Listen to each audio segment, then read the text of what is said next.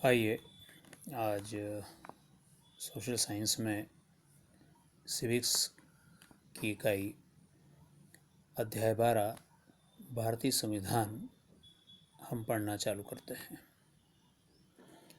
सबसे पहले संविधान क्या होता है, तो किसी भी देश का जो संविधान है वो उस देश की राजनीतिक व्यवस्था का बुनियादी ढांचा निर्धारित करता है। संविधान में शासन के सभी अंगों की रचना, शक्तियां, कार्यों और दायित्वों का उल्लेख होता है। संविधान सरकार और नागरिकों के मध्य संबंधों को विनियमित करता है। संविधान देश के आदर्शों व सिद्धांतों को भी प्रकट करता है। संविधान की अवधारणा एवं आवश्यकता, यानी इसकी आवश्यकता क्यों पड़ती है? शासन व्यवस्था को सुचारू रूप से संचालन हेतु इसकी आवश्यकता होती है। सरकार, न्यायपालिका, संसद आदि के कार्यों के निर्धारण हेतु इसकी आवश्यकता पड़ती है और देश को अराजकता से बचाने के लिए इसकी आवश्यकता होती है।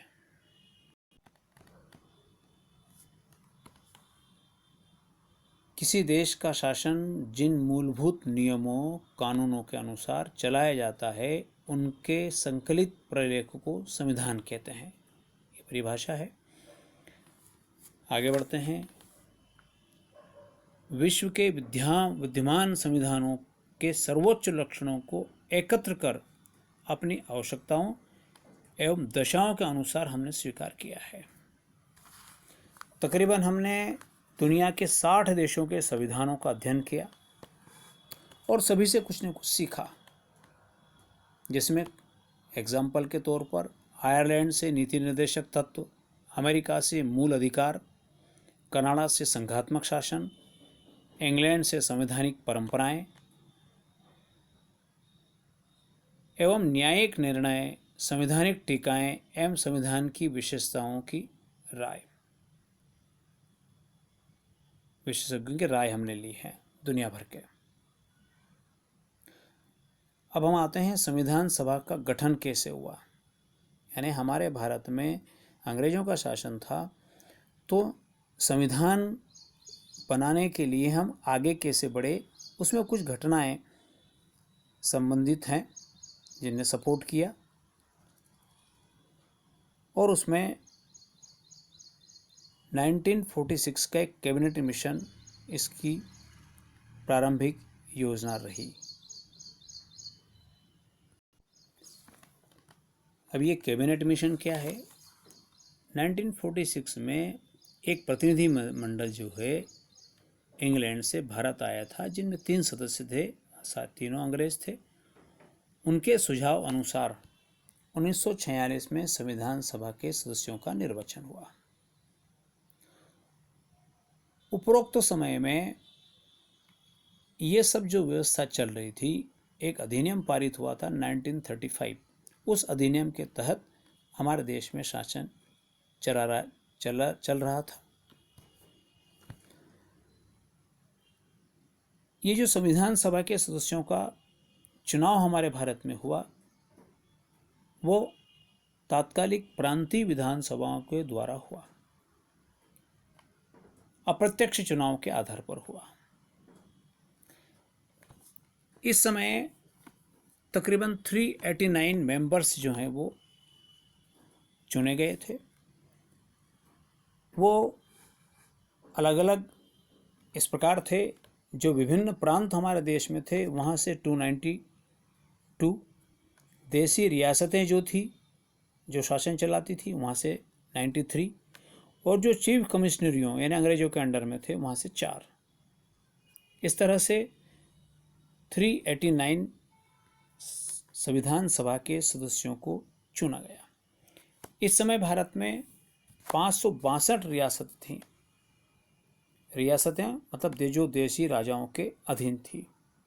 ये मेंबर्स का जो चुनाव हुआ, उसका जो पैरामीटर था, प्रत्येक 10 लाख लोगों पर एक सदस्य का चुनाव होना था। लेकिन बाद में भारत का विभाजन हो गया और ये सदस्य संख्या घट करके 299 हो गई। संविधान सभा से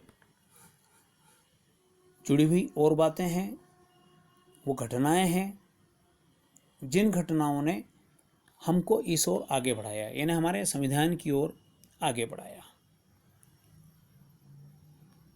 जैसे 1895 में तिलक द्वारा स्वराज्य विधेयक पारित करना, 1922 में ये कथन था हमारा भारतीय संविधान भारतीयों की इच्छा अनुसार होगा। 1924 में राष्ट्रीय सम्मेलन हुआ था तेज बहादुर सप्रा की अध्यक्षता में, वहीं भी इस पर बात हुई थी। और 1934 में स्वराज्य दल जो मोतीलाल नेहरू और चित्तरंजन दास ने बनाया था, पटना में सम्मेलन हुआ था, उसमें स्पष्ट मांग हमने की थी कि हमें हमारा संविधान बनाना है। तात्कालीन परिस्थितियों की वजह से यह वयस्क मताधिकार की बजाय प्रांतीय विधानसभाओं का उपयोग निर्वाचन जानकारी संस्थाओं के रूप में किया गया। इसमें उस समय जो उल्लेखनीय योगदान देने वाले जो नेता थे उनमें डॉक्टर राजेंद्र प्रसाद, पंडित जवाहरलाल नेहरू, सरदार पटेल, मौलाना अबुल कलाम आज़ाद, श्याम प्रसाद मुखर्जी, सरदार बलदेव सिंह, ये तमाम लोग थे। इन सब के विचार विमर्श के बाद में ये संविधान सभा का गठन हुआ, इसका मार्ग प्रशस्त हुआ।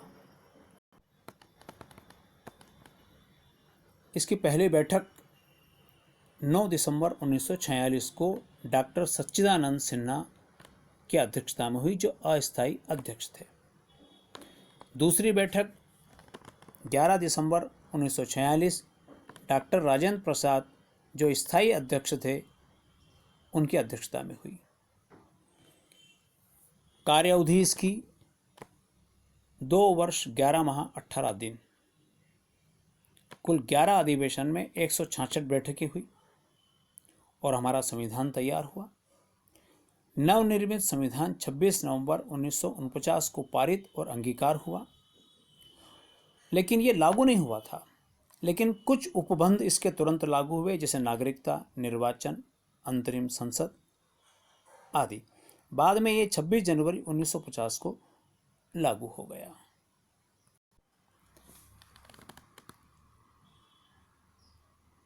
चूंकि हम मध्य प्रदेश से हैं, इसलिए ये जो संविधान बना, हमें ये जानकारी भी होना चाहिए कि मध्य प्रदेश से इस संविधान सभा में कितने सदस्य थे। तो इसमें पंडित रविशंकर शुक्ल, सेठ गोविंद दास, हरि विष्णु कामत, घनश्याम सिंह गुज, गोपी कृष्ण विजयवर्गीय, राधा वल्लभ विजयवर्गीय, ठाकुर लाल सिंह आदि प्रमुख थे। आगे इसमें हम जानकारी प्राप्त करेंगे कि पूरा संविधान बनाने में कई समितियों का निर्माण किया गया था।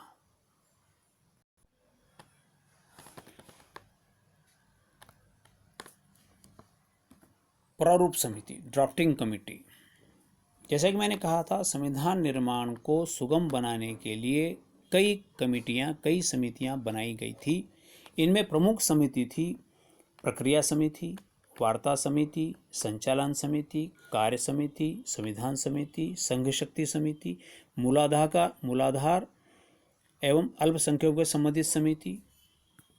संविधान को अंतिम रूप देने के लिए एक प्रारूप समिति बनाई गई, उसको कंक्लूड करने के लिए। इस समिति में डॉक्टर भीमराव अंबेडकर थे, जो इस समिति में के अध्यक्ष थे। इसके अलावा इस समिति में एन गोपाल स्वामी अयंगर, अल्लादी कृष्ण अय्यर, सैयद मोहम्मद सादुल्ला, के एम मुंशी, बी एल मित्तर, डी पी खेतान आदि थे। बाद में मित्तर और खेतान की जगह एन माधवराव और टी टी कृष्णमाचार्य को ले लिया गया। संविधान का लिखित प्रारूप 21 फरवरी 1948 को संविधान सभा के अध्यक्ष डॉक्टर राजेंद्र प्रसाद को सौंप दिया गया था।